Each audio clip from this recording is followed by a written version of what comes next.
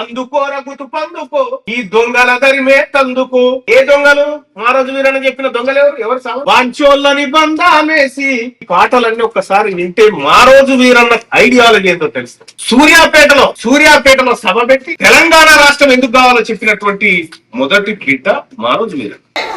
వాంచోళ్ళని బంధామేసి శూద్రులని ముద్దాలేసి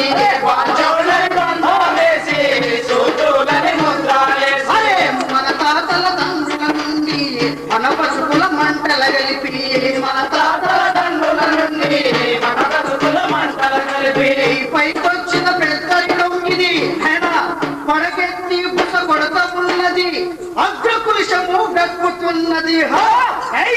అందుకోర పట్టుకో